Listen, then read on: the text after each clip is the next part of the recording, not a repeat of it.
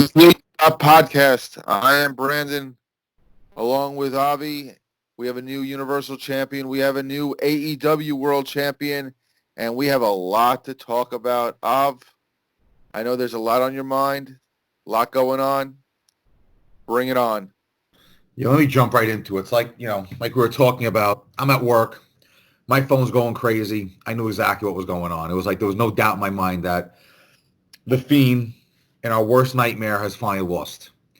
And this whole thing was a mistake. Was making Goldberg champion a mistake? Absolutely. But as much as that was a mistake, we don't get here without one giant mistake before that. And I'll get to Goldberg, and I'll get to the reasons why he's champion right now in a little bit. Making Bray Wyatt champion, making The Fiend champion was a big mistake. We enjoyed it because we like the gimmick. We like everything he represents. We like everything he could do. But let's be honest. It's a cartoon character, right? Making him champion made no sense in the same way it made no sense back in 1991 to make Undertaker champion. That's why he didn't see the championship again until 1997. Because that character, when you put the belt on him, guess what? He eventually has to lose the belt. Nobody's going to have a 5, 6, 7 year long reign. If they don't have the belt, they can go 5, 6, 7 years without getting beat at all. Think about it. Look at Undertaker. Undertaker loses to Hogan in a roll-up at this Tuesday in Texas, November of 1991. He doesn't lose again by pinfall until what? 1996, 1997? Something like that, yeah. Even when he lost in a casket match, it was like 15-on-1. So his character couldn't lose. Bray Wyatt, The Fiend, same thing. That character couldn't lose. They're not built to lose. There are certain characters that are meant to win that are meant to lose. There are others that are just meant to always lose. A character like Bray Wyatt, who I guess in a certain way is your modern-day Undertaker to a degree, can't lose. And when you put the belt on him, you fucked up because he had to eventually lose. If it wasn't going to be against Goldberg, it would be against somebody else. It was going to be within the next 6 to 8 months you had to figure at the latest. He wasn't going to go 2, 3, 4 years without losing, let's be honest.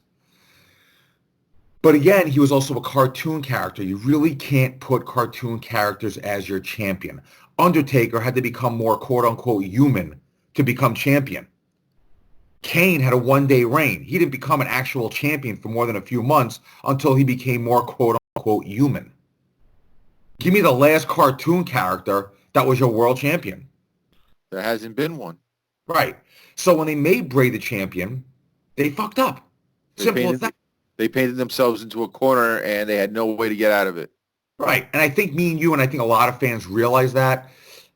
But we were happy the fact they actually gave Bray the belt. Now, why give it to Goldberg? If you look in the history of professional wrestling, there's been a lot of wrestling superstars, right? Your Randy Savages, your Ted DiBiase's, your Junkyard Dogs, your British Bulldogs, your Triple H's, your Edges, your Ortons, guys who are in the main event scene for a period of time, whether it's 2, 3 years or 15, 20 years, your Bret Hart, your Shawn Michaels. They were wrestling superstars. Every wrestling fan knew who they were. Even if you look at WCW, WWE fans knew who Sting was, who Ric Flair was, who Dusty Rhodes were. These were main event guys. These were wrestling superstars. But if you look in the history of professional wrestling, which goes back now to roughly 100 years in its current incarnation as an entertainment act, there's only been a handful of megastars in the history of the business. What's the difference between a wrestling superstar and a megastar? A wrestling superstar is big amongst wrestling fans. A megastar is known amongst even the most casual of fans. Andre the Giant, Hulk Hogan, The Rock, Stone Cold Steve Austin, John Cena, and whether you like it or not, for a short period of time, Bill Goldberg. Hulk Hogan, Andre the Giant, the golden age of the 80s. That wrestling boom. In the 90s, it was Hogan again with The Rock and Austin in that wrestling boom. Cena, which we'll have to cover one day, is probably the only megastar to have nothing to do with the wrestling boom. In his case, the business was slowly going downhill. Even though he did spike ratings this week, by the way, which is very interesting. I'm sure Fox and Vince picked up on that real quick. Oh, yeah. But if you look at Goldberg, for better or for worse, whether you're a WWE fan or a WCW fan or a casual fan or even a casual observer of the wrestling business, from 1998 to 2001, early 2001, Bill Goldberg was pretty much your second biggest name in wrestling behind Stone Cold Steve Austin. Right or wrong? Correct.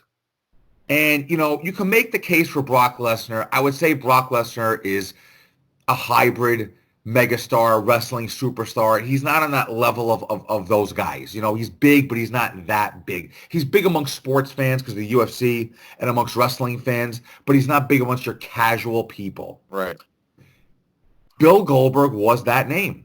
And let's think about this logically. Let's just say a miracle happened and Stone Cold Steve Austin's neck got healed and he got in shape. You don't think Austin would have gotten that spot before Goldberg? Oh, yeah, of course.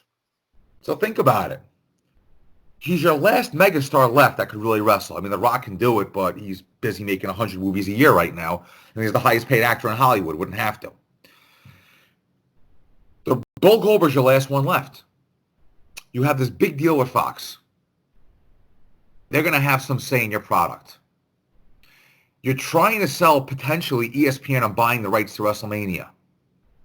They're going to want to see your biggest stars. Is it a coincidence that John Cena comes back for WrestleMania? Yes and no. I had a feeling he was going to come back anyway. I think, you know, he missed last year and it's still John Cena. Is Bill Goldberg's timing a coincidence? I don't think so. I think this title change was fueled by three things. A, they knew they had to get the belt off of Bray. Bray's just not meant to be a champion. He's meant to be an Undertaker-like character. Take out those ugly goons. Take out certain people. But at the end of the day, he's not meant to be a champion, not at this point in his career. That's one. Two, to appease the Fox executives that are paying you $1 billion. And three, if you're really trying to sell WrestleMania, I heard now it's up to the big four they're trying to sell, you have to get a name there. There's only one name left. That's a megastar in wrestling. And that's Bill Goldberg. Simple as that. So that being said, am I against what they did? Yes, it still bothers me. I think it was a horrible booking decision. I don't think Bray should have been champion. I definitely don't think he should have got squashed in 3 minutes like he did. With Goldberg, you have no choice in the matter. I mean, his longest match ever, I think, was what, DDP? 15 minutes tops, maybe that match went. You know, but I guess I can understand why Vince and company did this. I'm not going to say I'm happy about it. I'm not going to say I'm for it. I'm just saying I'm a little more understanding of it at this point. My feeling on the whole Goldberg dilemma is this. One, if you want to get a big marquee match at WrestleMania, Bill Goldberg against Roman Reigns, neither guy needs the belt for that to be a huge match. I don't want to compare it to, you know, Rock and Hogan, but to me that would be the closest equivalent to a modern-day Rock-Hogan match. And the fact that it's the past meeting the present type thing. I agree with you that it was a mistake from Jump Street to put Bray Wyatt in that situation. He is, I guess, what would be considered a modern-day Undertaker-like character. You know, that whole supernatural, you know, lights out, lights on type thing. I just feel that, you know, Goldberg wasn't the guy to beat him, especially in a 3-minute squash match, like you said. Goldberg looked like crap. He couldn't get him up even for a jackhammer. We can't blame a concussion this time. We can't blame the weather. It was only like 60 degrees in Saudi Arabia. And I think, I mean, if you're going to take the belt off Bray, at least, you know, do it in some wonky fashion. There could have been something. And then we move on to SmackDown with this whole Cena thing. And this bothered me, too, because Cena goes on to this whole speech about how he doesn't want to take spots from the guys who are full-timers. And all it takes is Bray Wyatt to point to the sign, and Cena just does a 180. Yeah. Just like that. I mean, you did this 10-minute promo on SmackDown how this is not the year for John Cena. It's about the young talent. It's about the future and all that. And all it takes is for Bray Wyatt to point to the WrestleMania sign and for John Cena to be like, okay, let's do it. You know, you just got me thinking. You brought up Roman Reigns and Goldberg, and they didn't need the belt for that match, and I agree with that one. But let's be honest. You know, Goldberg gets booed at SmackDown. Roman comes out, so I guess a half-assed cheer, the best you could hope for Roman at this point. You know, I asked last week, what are you going to do with Seth Rollins? I'm going to go here this week. What are you going to do with Roman Reigns? You've pushed this guy harder than any guy, I can't even think about how long, that deserved to get pushed. He definitely deserved it. He's not a bad in-ring worker. His promos aren't beyond awful. We've seen worse. Bret Hart comes to mind. This guy just cannot get to that point where the fans want to accept him as champion. And I beg the question at this point. I mean, obviously they're going to make him champion at WrestleMania, but honestly, what are you going to do with Roman Reigns at this point? I think I heard Meltzer say this today, that the plan is for Roman to go back to a long program with Bray Wyatt. But, you know, even when that's over, it's like, exactly like you're saying, what do you do? Same thing with Seth Rollins. What do you do? It seems to be a thing for a lot of guys in WWE. What do you do with them? Where do you go next with these guys? Because there's like... But Roman Reigns, especially, when you're going to put the belt on him, who's going to challenge him for the belt? Like, you know, Bray, and that's all there really is on SmackDown. So now I got to go back to Roman. I mean, you turn him heel. I don't think anyone's going to care. You keep him as a face, no one's going to care. I mean, could you give him Paul Heyman at this point? I mean, I don't think that would do anything for him. I mean, for me, if it was up to me, Roman needs a whole repackaging to begin with. He's still in the Shield gear for 7 years now. He's got the Shield music. To me, if you want to freaking get this guy maybe more over with the fans or something different to do with him, he needs to look different. He's looked the same exact way for 7 years.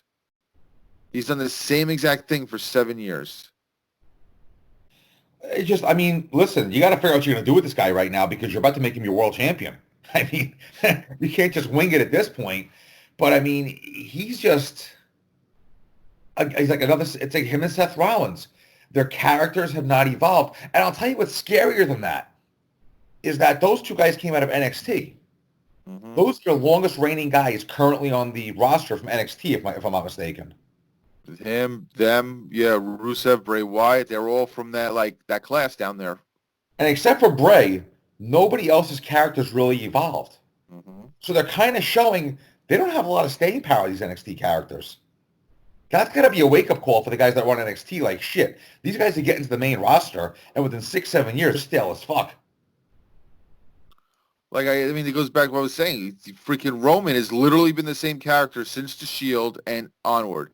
He has not changed a single bit. At least Seth tried to change his look. Ambrose Moxley, when he was in WWE, changed his look. Roman's looked the exact same way. And I think besides the, push down your throat aspect, I think that's part of the reason why he's never gotten over. Even Cena changed at one point. Cena came in, that white meat baby face. He was wearing the gear to match the local sports teams and all that, and it wasn't working. He went back. He started the rap thing. He turned heel. And that didn't happen, if Cena kept with that original incarnation, there's no way he would get to where he is. But if you look at Roman also, one thing about it is that if you notice, every single feud goes the same fucking way with him. Yep. A random match, he beats the guy jumps him at some point, and we're off and running. Rinse and repeat. I mean, it worked with Hogan in the 80s, but I wouldn't even try to compare Roman Reigns and Hulk Hogan from the 80s. No way. Hulk Hogan, 1987, the only thing you can compare that to is Austin, 98, and maybe Rock in 2000. I mean, those three stand alone as the most popular wrestlers of all time, so you can't even go there. But, you're looking at Roman Reigns right now, that's a lost cause in a lot of ways. And like I said, I mean, if you give him Paul Heyman, does that do anything? I mean, do you give him a Samoan faction with the Usos and turn all three heel? I mean, I Let, think that could work. let Samoa Joe join them when he gets back and maybe have like a Samoan Four Horsemen? I don't know. I mean, it could work. Would it be the kind of situation that once Roman turned heel, that's when the fans would suddenly start cheering him? I mean, wouldn't surprise me the way WWE works these days.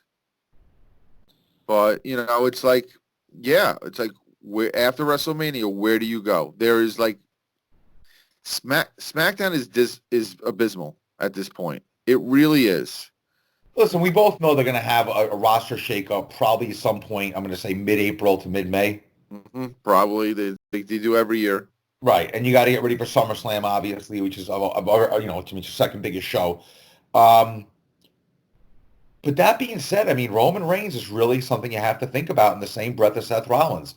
Like, here are two guys that aren't doing shit right now at their career. Give them all the belts you want.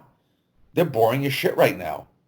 And I'll give you somebody who hit a very similar roadblock to the both of them at some point in his career. He came on strong at the beginning of his career, just like they did. Was very popular like the both of them were at some point. Became champion, got involved in some heavy-duty feuds. And then slowly but surely, his star started to fade and it became very boring. And he had to reinvent himself. And he did so in a way that nobody thought was possible. And not only did it save his career, it was what he became for the rest of his career. And that's Sting. Look at the evolution of Sting. In 1988, this guy with a Bart Simpson haircut shows up, really takes the wrestling world by storm. But by 95, it's getting kind of stale. Same matches, same feuds, same shtick. And you're talking about a 7-year period. So I think Roman or Seth, one of them is going to, or both of them are going to have to go under a very drastic change. Listen, Dean Ambrose leaves WWE, goes to AEW. That's a drastic character change. I mean, he's basically a street fighter if you think about it. In a sense, he's like a sober Sandman to a degree. And look what happens last night. And honestly, I was never a Dean Ambrose fan. I'm a Mox fan. Sometimes all it takes is that little change. It doesn't have to even be a major thing. He's basically dressing like Ambrose dressed in WWE. He's in the jeans. He's in the pants. I don't know. I preferred him when he was in New Japan wearing the tights. I guess for his character in AEW, I guess the Street Fighter, like you said, I guess the jeans and pants work. I mean, he's dressed the same, but there's just something different about him. He has an edge to him right now. He has a likability to him. He has the awkwardness isn't there. The robotics isn't there. You're seeing this, what's his real name? John Goodman, whatever his real name is, John Good. Yep. You're seeing him basically to a degree, but you're seeing him in a sense where he's not awkward. He's not programmed. He's really behaving like a kid who grew up in the Cincinnati projects. Is that the escape from WWE Creative in the creative process there? Most definitely. Yep. But then you look at Roman and you look at Seth, we've seen their real personalities. There's not much there. Mm-hmm. Seth Rollins is an awkward motherfucker. Roman Reigns is an awkward motherfucker. There's not much you could do with them if they go to that real, gimmick. I do want to jump on one thing from last night. We're going to talk about AEW in a little bit. I guess the segue there. The Sammy Guevara, Darby Allin. Yeah, that was a very short match. I was a little surprised about that. How about you?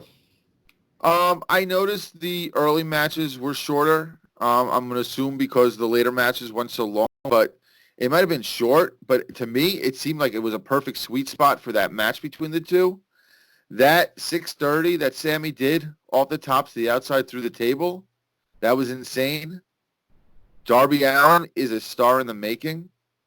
And that pay-per-view last night, to me, was, with the exception of maybe the women's match, I don't think there was a single bad match on that card. That pay-per-view last night. I saw a lot of it. Listen, AEW rarely gives you anything bad. I've seen a lot of the reviews on the internet. Everyone seemed to have loved it. Darby Allin, to me, honestly reminds me of Sting in the early part of his career. You know, he kind of came out of nowhere. Nobody expected him to get over the way he's gotten over. And I'll be honest, Sammy Guevara loses. I like him. Mm-hmm. He's got an edge to him also. There's the only one on the AEW roster I'm not feeling. I just don't think he's found his niche in AEW, and I don't know if it's his fault, the writing fault, is Pac. I could see that. I think he's honestly, He's not hitting that chord right now like I thought he would. I think he's still got a little too much WWE in him. I could see that. I don't know if the gimmick is working for him. I think he's one of those guys that just needs to be your baby white, your baby face, true white blood baby face, making the rescue, posing. I just don't see him as a heel. I don't think he's a good heel. Well, let me ask, as long as we're talking about AEW, do you think it was the right decision to put the belt now onto Moxley? Do you think it was time for Jericho to drop the strap? Yeah. Well, if Jericho would still keep holding it, I don't think it would bother anybody. I think he had a good thing going. But it's nice that there's something different now at the top. I'd like to see what AEW does with a heel champion. You know, AEW is kind of coming across as a heel territory, so to speak. So I want to see what a face champion does there. It'll be interesting to see. I think AEW has found a very nice groove as compared to their counterpart NXT, which is just dark and dreary at this point. Like, I mean, it reminds you of WWE Saturday Night circa 1994. There's just nothing going on there. I'm going to be honest and I'm going to be transparent here. I have not watched NXT in the last 2 weeks. I've had no desire to watch NXT. I have watched the YouTube video of like the top 10 moments to just basically catch up on the major stuff that's happened. But normally what I would do is I would watch AEW on a Wednesday, and immediately after I would watch on the DVR, I would watch NXT. I have not in 2 weeks because NXT has just been boring to me. And I feel like they're a puppy dog who's rolling over to show their belly right now because they have no answer to AEW. And it's not even so much that AEW is even gaining viewers or NXT is gaining or losing viewers. They've actually balanced off at a pretty good number for each show, but it's like they're not even trying anymore. And it's just boring to me. And you know I've been the biggest NXT supporter for a long time. But, you know, besides when it's not a takeover, NXT is just boring to me. Here's my thought about WWE Universal just kind of entered my mind. Is it possible they're laying off right now because come April or May when they do the Superstar Shakeup, they're going to call a shitload of NXT guys up to really shake things up? And that's why you're not seeing a lot of movement of NXT because right now the thought process is, listen, we're moving these guys up. It's time for the new guys that are basically not on TV from NXT to come up because there's going to be a big-time shakeup. I don't know if it's going to... Like, I don't think there was a lot of call-ups last year after WrestleMania. So I don't know with how big NXT is trying to be built up on the Wednesdays. I don't think we're going to see that huge shakeup. Maybe we'll see one or two names move. But I don't think it's going to be the situation where you see like 6 people in one shot get pulled up. But I wouldn't be surprised, as you said earlier, when they do that Superstar shakeup, I wouldn't be surprised if NXT is part of it. And you see a lot of main roster guys go down to Florida. Yeah, I think we're headed for a big shakeup, and that's why I guess Vince and company are kind of backing off with doing any. Well, I guess Triple H more is kind of backing off with doing anything major because of that. But I mean, NXT is like in a standby mode. I feel like right now. Yeah, maybe that's what it. Maybe what you're right. Maybe they're gearing up for Mania, and they're holding back something to a build. Because to me, the only thing they got really going there is the whole Charlotte and Rhea thing. Otherwise, there's really no major angles going on in NXT. Yeah, it's not. It's almost like in a holding pattern right now. But I feel like I don't know. I got to see what happens at the WrestleMania. I feel like WWE as a whole is in a holding pattern right now. But that being said, AEW is doing really good things right now. And I mean, listen, I'm never going to stop watching WWE, obviously. But unless I get a reason to watch it, there's not much for me to see there at this point, I feel like. I am going to fillet AEW's penis right now. I'm going to grab it and by the balls, and I'm going to play with the balls a little bit. Their storytelling has been so phenomenal. Oh, yeah. And just, it's not even big things. It's little things and little teases. All right. I was wrong about something. I was predicting last night that the Bucks were going to win the tag titles and that Kenny was going to get turned on by Hangman Page. Hangman and Kenny kept the belts, but there was a point after the Bucks and Omega made peace that you saw Hangman Page on the outside ropes, holding the ropes, kind of pulling himself like he was going to hit that buckshot lariat on Omega, and he didn't. But that little nugget was there for the turn down the line. And I think that is just phenomenal storytelling, and it just adds to when it happens. I mean, I think it's one of the greatest turns. Well, I will take that back. It wasn't the greatest turn. It was good for its time. Was WrestleMania 21 time when Batista turned against Triple H. Right. That they had nuggets. You know, they had breadcrumbs for like 6 months to lead to it. That's kind of like they're doing here. Everyone expected it to happen at the pay-per-view, and it didn't. But there's still that little tease. And that storytelling is just so phenomenal. And I don't know if I'm assuming it's Tony Khan since he's been, getting that final word in. And I'm so surprised that he can get such good storytelling for being basically in the business for 4 months. Yeah, I got to be honest. I mean, there's very little I don't like about AEW. I think their women's division is a little weakish. I wouldn't call it weak. If there was one thing you could kind of harp on with AEW, it's probably their women's division. But quite honestly, there's really not much I find wrong with that entire federation. There's certain production things you could tweak here and there, but otherwise, I mean, listen, they're really giving wrestling fans what wrestling fans want. Mm-hmm. I mean, take this past week's episode of AEW. You open up with a 30-minute Iron Man match, which was a phenomenal fucking match, by the way. Yep. I mean, they went, about 32 minutes? That was like a 60-minute match in 32 minutes. The spots they were hitting, the psychology. I mean, Kenny Omega and Pac, I'd like to see that feud continue. And I kind of like what AEW is doing, where Omega's a tag team champion, but he also has singles feuds. Like my argument last week with them is the fact that they say Omega's being underutilized, but he's in 2 major storylines at the same time.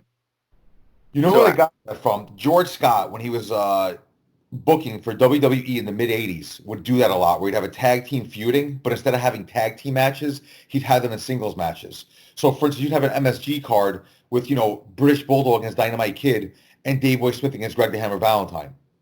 And it gave you a chance to really showcase those guys in the ring as themselves, opposed to a tag team. And I kind of like what they're doing with that, where you're in a tag team, you're also going to have singles feuds also. There's just a lot of things that AEW is doing right, where it's almost like they're looking at WWE and saying, okay, we're not going to do that because they're doing that. And they really have become a very strong alternative. I was a little nervous at first, like, everyone says, oh, they're going to be different, but then they try to be WWE 2.0. Listen, let's be honest. Impact, which is around almost 20 years, when Russo was writing for them, he was trying to be WWE Attitude 2.0, just like he did with WCW.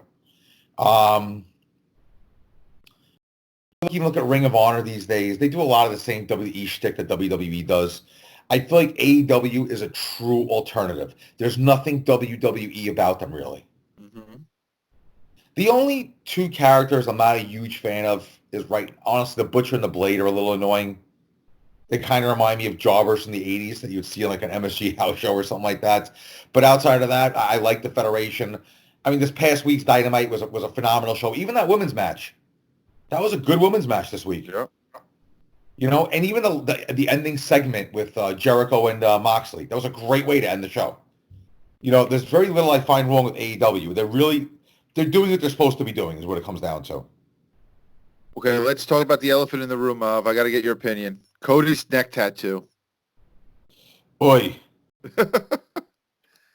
What? There are certain times where a person gets a tattoo and you have to say to yourself and think to yourself, what was that person thinking? You know, if it's like a grandparent's name or something like that, hey, it is what it is. But what in God's name was that man thinking? It's not so much the tattoo, it's where he put the tattoo. Well, yeah, that's without I, saying. if he put that on his bicep, right here, no big deal. That's normal. But why the fuck are you putting it on your neck? That just makes no sense. All I know is if Brandy okayed that, I have nothing to say about Brandy Rhodes if she okayed that. Because that I, thing, I thought I, it was just painted on. I thought it was fake. yeah, I mean, listen, this whole thing with face tattoos, you're going to get a tattoo. The last place you want to put it's in the face, Yep. or anywhere near the face. You put tattoos on your back, fine. Your arms, fine. Your legs, fine. Put on your ass for all I care. Put it on your cock for all I care. You just don't put tattoos on your neck. Okay, you got to go something small. But I mean, I really hope it's fake and he's just messing with all of us. Not according to his Instagram because he's got show pictures of him getting it in a tattoo shop. But I mean, dude, what are you thinking doing that? Like, uh, wow. the other thing that came up last night that I really wanted to ask you about is they're doing this. They're promoting Wednesday, May 25th. Dynamite going to be called Blood and Guts, and they're teasing their version of War Games. And I know that they can't call it War Games, but Cody did, get the rights to the name, the Match Beyond, which obviously is the sub name to War Games. Do you think it's a mistake to do it on free TV and not Not, save it for a pay-per-view? nah. You're just getting started in the game. You want to get as many, listen, they want to get as many viewers as possible at this point. The ultimate goal obviously is to be the number one rated wrestling show on TV, period. So you know what? And like I said, the alternative to WWE. WWE would have put this on an NXT pay-per-view, obviously. They wouldn't put it on free TV. So my thing is this, if you're really going to be an alternative, hell yeah, be an alternative. I'm with this. I am so with this. The only way I feel it's going to work is if they make a deal with TNT and they go commercial free for that last hour. You can't do picture in picture during a War Games match. It's I going to agree with that. Yeah, I agree with that. it's going to take away from that match. Now, my question is it going to be an original old school double ring roof war games? Or they go something different? That's what according to the little promo they played about 4 times during the pay-per-view. 2 rings, cage with a roof, the full War Games deal. That's going to be so beautiful. And they should really promote it as we do the real war games or something to those, to that effect. I like that they're using the term blood and guts for it because Yeah. it's basically taking Vince's words that he talked about at AEW and using them. Yep. Listen, I'm all with it. I've been an AEW fan since before they started. I just needed something different. I think the fans needed something different, and we've gotten something different, and we have to enjoy it because honestly, they're doing the right things right now. If they start moving more towards sports entertainment and go closer to what a WWE product is, I think that's going to be their mistake. That's going to start seeing a dip. But I'll be honest, I look at them and what they're doing, and I think they're moving further and further away from that, honestly. Mm-hmm. And I Oh, think no. the last couple of weeks of AEW have shown how different they're going to be. No, they are. They are completely different. I'm saying if they decide to go more towards WWE, that's going to be their biggest mistake. And that's where I think you're going to start seeing a decline. Yeah, but I just don't think they're going to. I think they're really starting now just to get into their groove, and that's the biggest thing. I think they're at a point now where they've kind of found their niche, so to speak. Mm-hmm. Definitely. And that's what I think. I think we're headed for a good thing right now with them. Now Thing. Okay, question is, who goes into War Games? Who goes into the match beyond? Do you do, 5 faces against the Inner Circle? Do you go with, a team headed by MJF versus a team headed by Cody? Is that when you do the turn with Hangman Page? I was just going to get to that. Yes. I'm thinking The Elite? I'm thinking Omega, Page, the Bucks And Cody. against It I would mean, have, MJF has to be in War Games. I mean, do the Inner Circle minus Yeah, Hager. yeah, I yeah. mean, That works, and I think that's where you're going to get your turn is in War Games. some of the Yeah. best turns were in War Games, right? What'd you say? I said some of the best turns happened in War Games. Oh yeah, yeah. And that's something we haven't seen in a long time. A well thought out, well done turn. Where you kind of saw it coming, you weren't sure it was coming, but when it did happen, it was like, holy shit. That's Uh, something we haven't seen in a while. I mean, we knew that MJF turn was happening. Yeah. I don't think we knew it was going to happen the way it happened. I mean, we know Omega's Moxley. Let me try that again. You know Hangman's turning against Omega. You don't know when it's going to happen. You don't know how. I think, I can't remember the last big heel turn that was like, holy crap, that came out of nowhere type thing. Kurt Hennig against the Horseman back in, I mean, I guess Hogan turning obviously was huge. Yeah, of course. I guess, I mean, it didn't work, but I guess Austin shaking McMahon's hand at WrestleMania was pretty big, even though it didn't work yet. But in the moment, it worked. It was shock value, and that's what we're talking about, in that moment. Here's another question. I'm going to circle back to WWE and to Goldberg. He got a lot of boos on SmackDown. Yes, he did. And you have said so many times that face versus face or heel versus heel really don't work because it's basically splitting the crowd in half. Do you ride those boos and have Goldberg be the heel in this match with Roman? I think he's going to be a heel regardless. I don't see Roman being the baby face that everyone, the hero baby face. I think it's a situation where they just don't want to see Goldberg win. Where no matter what happens, listen, you could put a broomstick in there with Goldberg. As long as Goldberg doesn't win, the fans are going to be happy that night. I think if Goldberg didn't beat The Fiend and he beat anyone else for the title, he would have gotten cheered. Agreed. But because it was The Fiend and the Fiend character is so over, despite what others think, he got booed. And I think that was the main reason. Listen, like we said earlier, this whole thing was a giant fuck mess from the beginning because for whatever reason, and let's be honest, we didn't think clearly about it because we both enjoy The Fiend. Why they made The Fiend champion served no purpose to anybody. It wasn't smart. It wasn't well thought out. It wasn't well planned. There's a reason why Andre the Giant was never a champion. He won tag titles. Mm-hmm. Dusty Rhodes, being probably the most famous one. And Aku, obviously. But he never won a singles title or a real major singles title for a reason.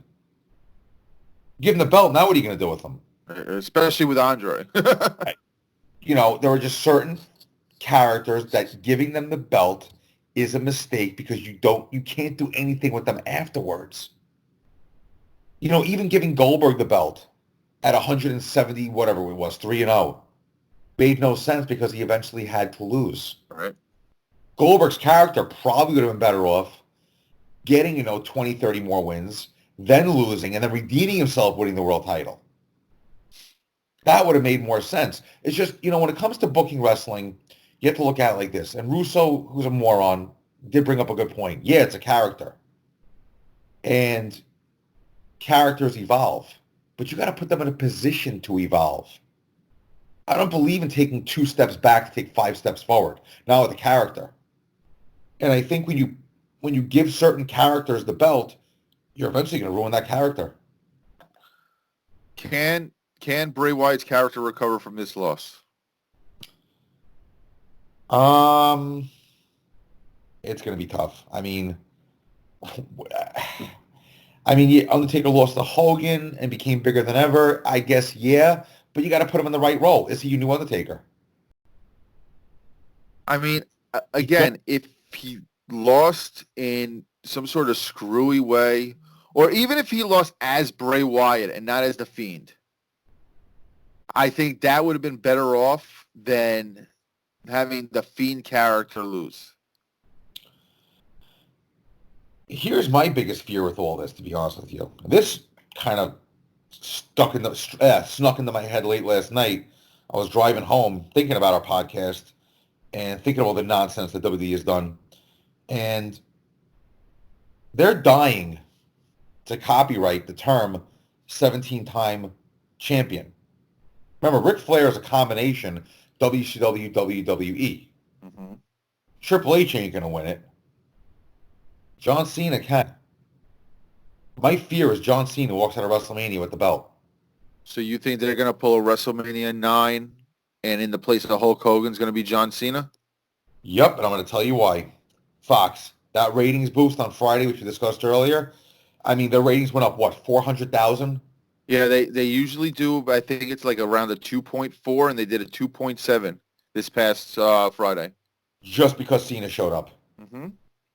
Fox is going to notice that. Vince is going to notice that. Other people are going to notice that. My fear is that John Cena is going to walk out of WrestleMania, a 17-time champion. WWE then can copyright it and make new T-shirts and do whatever the hell they want with it. That is my fear with this. Remember, I told you I had a fear that Goldberg was going to beat Bray Wyatt. Yep. And you told me they would not do that. I said I would believe. Let's be clear. I said I don't believe they would do that. Those were my exact words. I never guaranteed. I never promised. I said I can't see them doing it. Not only did they do it, they did it in like, what, 2 minutes, 58 seconds? Yep. Holy shit. In a very bad match. And man, Goldberg didn't even look good. No, I mean, like muscular-wise, he didn't look good. Like, I don't know if they caught him maybe too late or he's being lazy lately. But man, you can just tell this guy has not been hitting the gym like he used to. Granted, he looks better at 53 than most guys do at 23. But, I mean, that's not the Goldberg that we knew. I mean, I would assume he only got the call 2 weeks ago when they decided to do, first introduce the match. That's what I was thinking. But that being said, I mean, I really have a legitimate fear, and it wouldn't be the worst thing in the world. Let's be honest. At this point, how much worse can the booking be in WWE? I mean, if John Cena becomes champion, I mean, it's not the worst thing of all time. They've done worse things, obviously, like make Goldberg champion.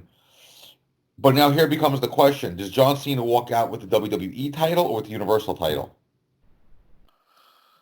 Well, let's see. So we're talking either Roman or Drew. But if it's about Fox, I mean, Cena's staying on SmackDown, so that would mean it would have to be the Universal belt. Yep.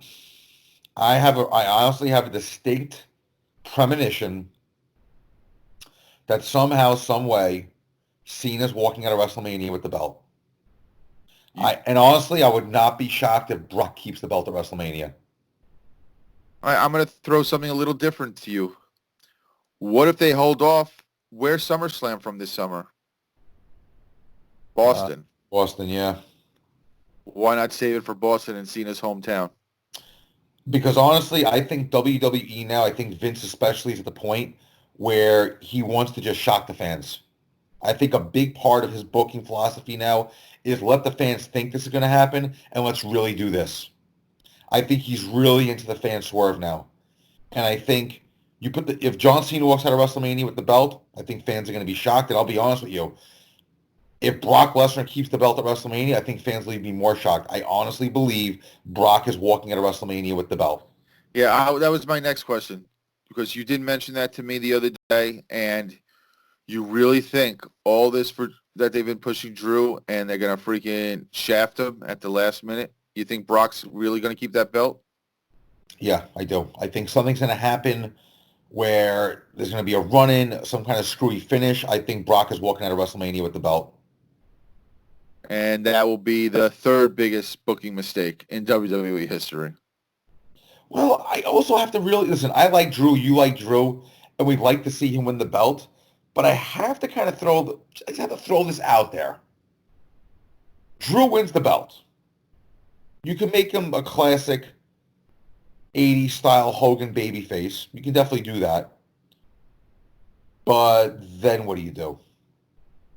It goes back to the very beginning of our conversation here today.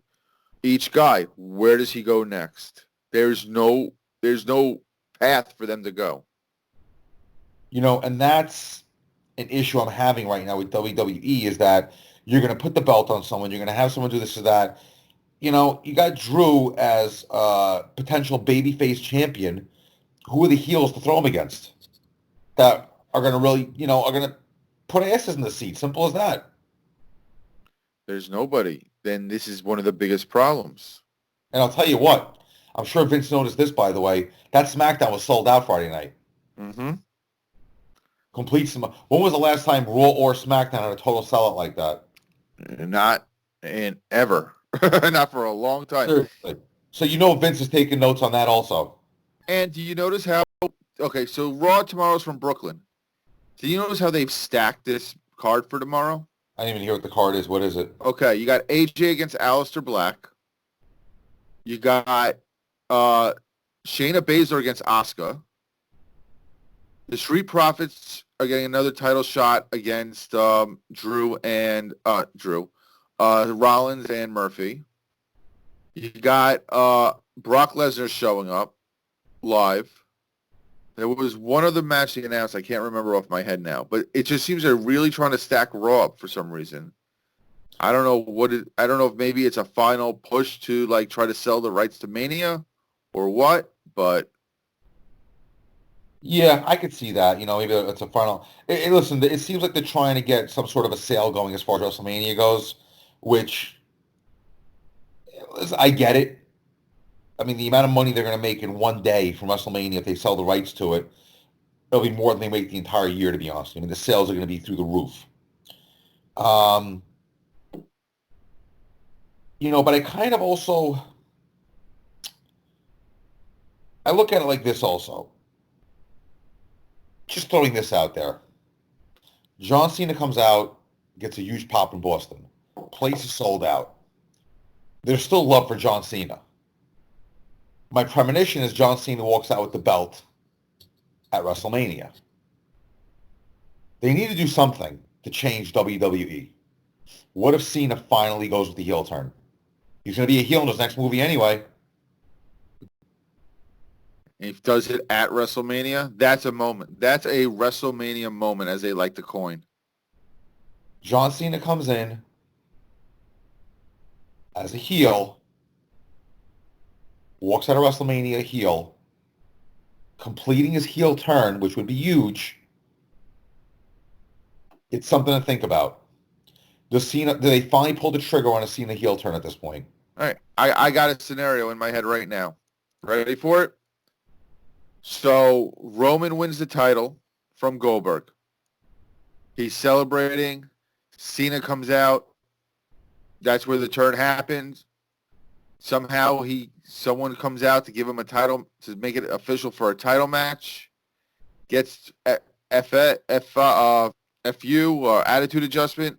1, 2, 3. Maybe Vince comes out to give Cena the title match.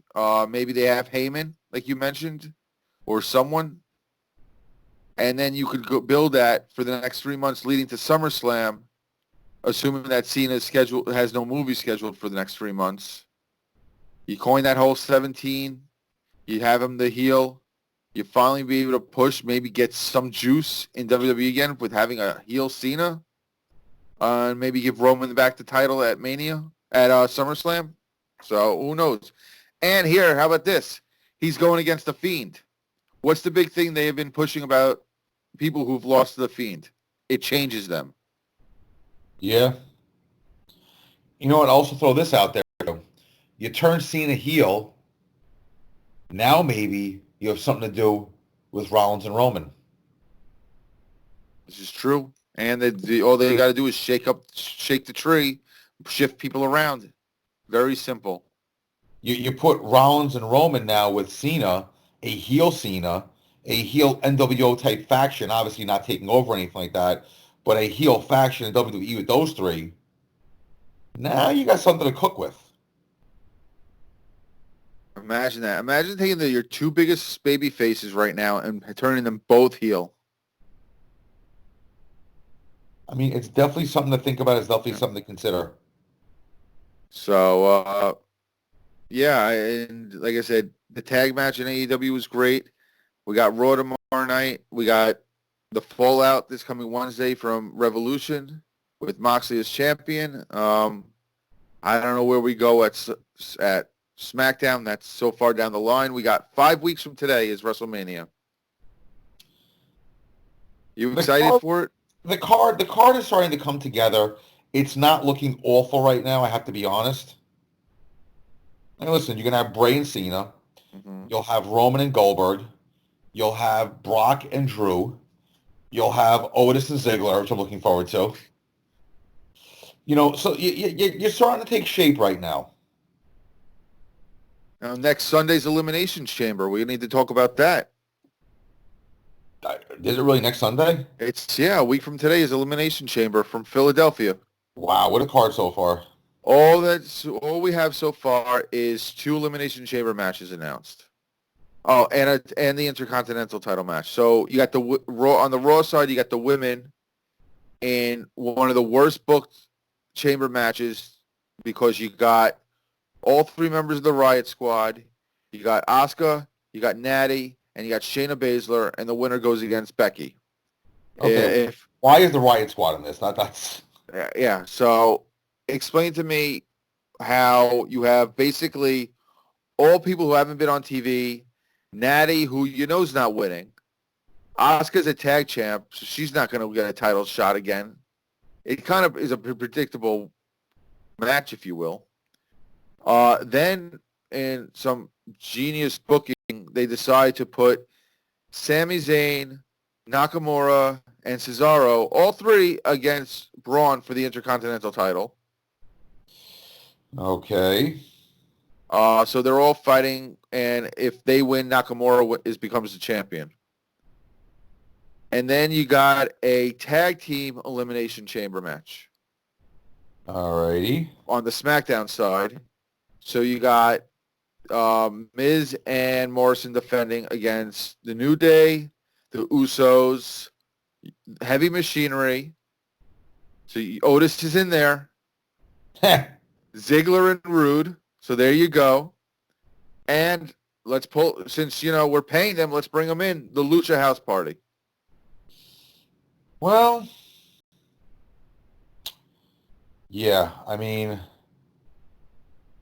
it's not the greatest pay-per-view ever. Honestly, listen, it's a pointless pay-per-view. You got WrestleMania right afterwards, and there's really nothing to set up for at WrestleMania if you think about it. Both world title matches are already set in stone. Your women's title matches are pretty much set in stone. Your tag title matches nobody gives a shit about. So, I mean, at this point, you might as well just, it's a throwaway pay-per-view. That's all this is. Quite literally. It is literally a throwaway. It's kind of like, I think TLC did this, where they didn't announce a majority of the matches until, like, the Friday before the pay-per-view. Yeah, I remember that. That was the December pay-per-view, if I'm not mistaken.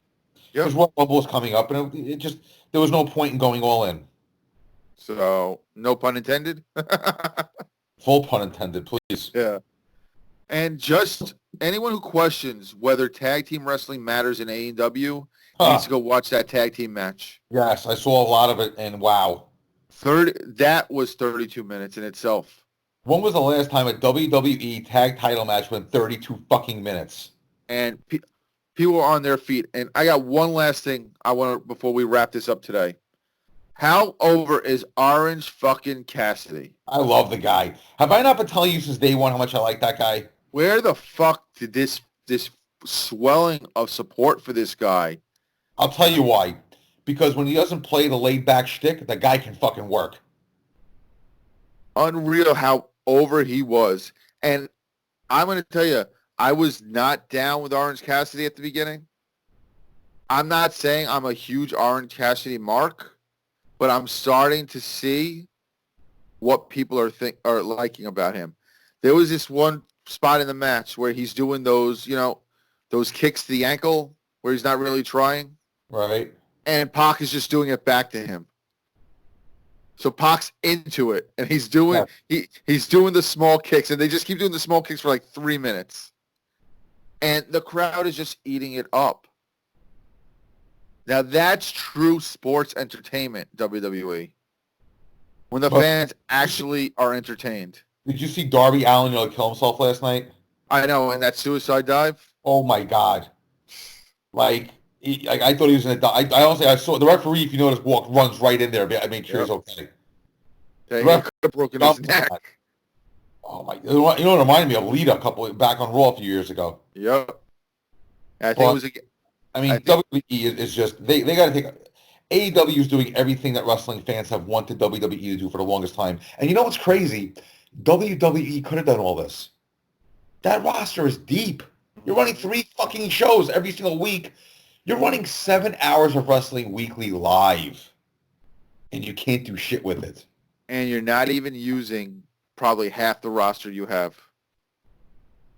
But if you think about it logically, right? Your roster's what, 90 deep? Easily? You're running 3 live shows, 7 hours of live wrestling a week, not including pay-per-view weeks. And you can't do shit with it. Not one good angle. Not one enticing angle. Not one character the fans really gravitate towards. There's something fundamentally wrong with that. Yep.